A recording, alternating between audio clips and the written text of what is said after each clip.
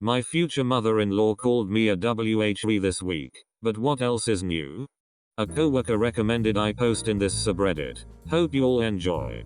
I, 19 female, have been dating my boyfriend, 20 male, for a little over a year. His mom, 36F, has been awful to me the whole time. However, during quarantine we had a good talk and made up.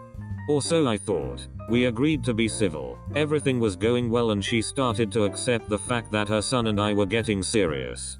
Fast forward to last Tuesday. My boyfriend and I were just hanging out, watching a movie with his parents. My province has begun to ease quarantine restrictions. This is allowed.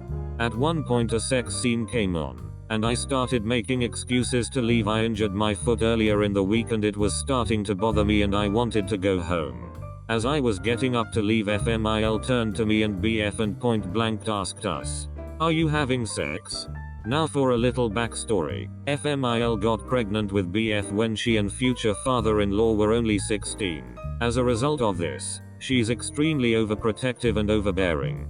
BF pays rent way over any apartment in our area and he pays for all his own expenses. Despite this fact, she insists on having a tracker in his phone and his car. She has installed cameras all over their house and she has also tried to install cameras in his room. When we are out with friends or we are together, he has a curfew of 9 p.m. and when I am not around he does not have a curfew. He is getting better at standing up to her, but it's a work in progress. Anyways, back to Tuesday. There was a long pause before BF finally replied, "Yes, I, naturally, wanted to get the duck out of there." BF offered to drive me home but FMIL freaked out, saying that now that she knew we were having sex, there was no ducking way you are driving her home. For context, I was wearing a walking boot and physically could not drive myself home. Seeing I was in pain, FFIL agreed to drive me home. The next morning, I woke up to a very angry text from FMIL which she sent to a group chat between the three of us. Essentially, she expressed disappointment and disgust. She called me a WHRE, and she called my parents' house a WHRE house, the house my boyfriend briefly moved into during quarantine because she kicked him out.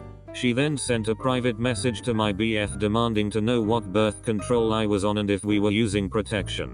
She began that message by saying to him, "I'm not saying you were a mistake, but getting pregnant with you was the biggest mistake of my life.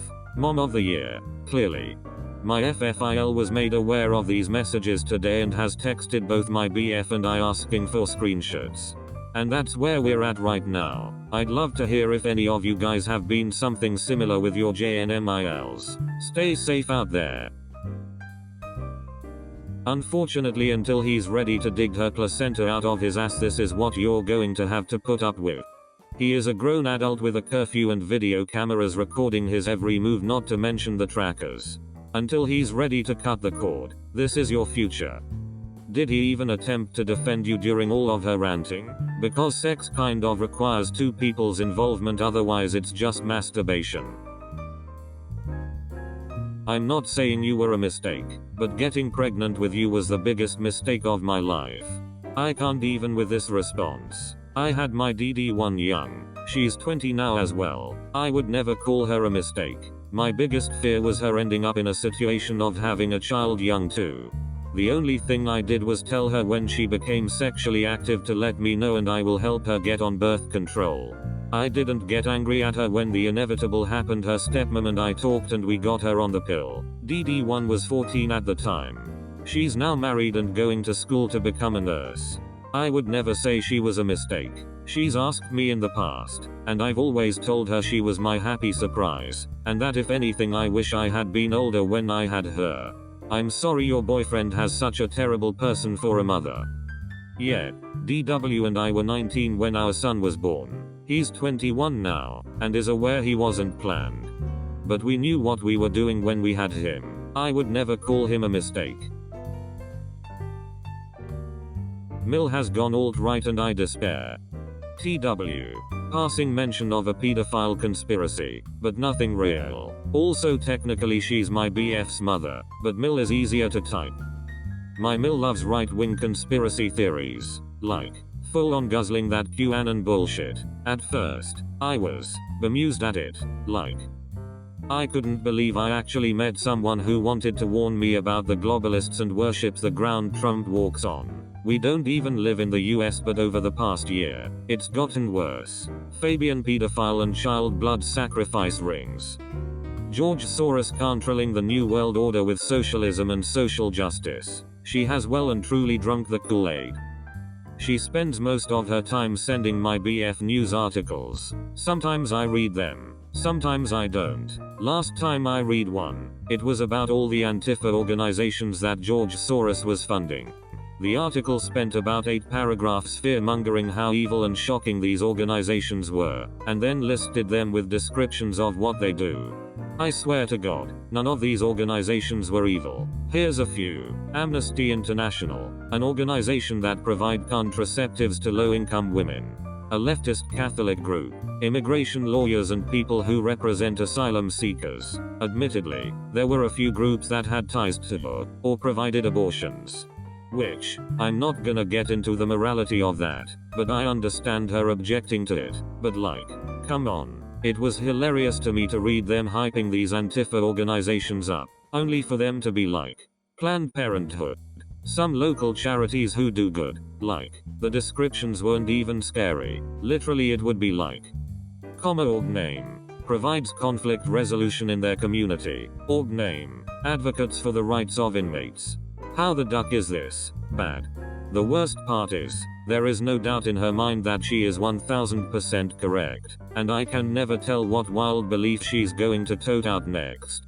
George Floyd's death was a mob hit, because they maybe knew each other at a nightclub that was only open on weekends.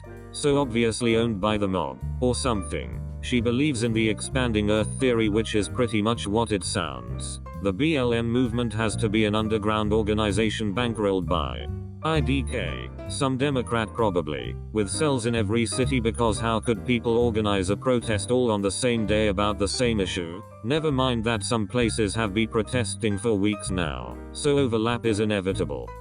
The 75-year-old man who has brain injury from being pushed by police, it was staged. There was a blood pack. He's a plant. She literally gets her information from Twitter memes. The sort with like 3 photos and then red arrows and circles drawn around things. Those ones. I have been genuinely distressed about this for the past week. Like, I just don't know how to deal with this. According to the BF, going no communication is not an option at this time, but I can't argue with her. She just laughs and thinks it's funny. She literally does not have the self-awareness to consider she might be wrong. How the duck can I resist going insane or screaming myself hoarse? These people, in my experience, feel enlightened, wise. They know more than anyone else. They feel superior. A German comedian wrote about that a few weeks prior and called it pyjama science. Meaning, oh, it is all so top secret. No one is supposed to figure it out. But you, sitting on your couch in pajamas, you have figured it out. Sure thing. And that is what I say too. I am a sarcastic BTCH and I let it out. AHH. I see. You made your doctor in Ziz recently. Sure. Absolutely. They just waited for Ziz to happen. So you can figure it out. Wow. You know it all, don't you? Pajama Science is a hilarious name. So my brother went through a phase where he went deep into that alt-right shit. He's a little better now, but still too deep for me. Here's how you handle it. You smile blankly, say alright then and begin talking about something else. The reason your Mill and my brother find it so funny is because they love knowing they have power over other people's emotions. As soon as you debate them, they have won, because it's not about changing minds or educating people to them. It's about showing power. Even if you're chomping at the bit inside, wanting to take them by the shoulders and shake them, you need to bottle that shit up and smile. You can let it out later, but until then you button your lip and play elevator music in your head. Now, that's not to say you can't get your little petty jabs in here and there. I am extremely petty and I do find that I'm able to blow off some steam by using these tactics. Smile condescendingly instead of blankly. Give a small giggle before saying alright then. Turn your entire body away from the person and ignore them in favor of a different conversation. Do not engage. You can't change her mind because she doesn't care about you or your opinions. To her, you're, at best, a source of amusement. To dance to her tune when she nudges and pokes and prods. Take away her reason to rile you up and I guarantee she will stop saying the bullshit that goes through her head.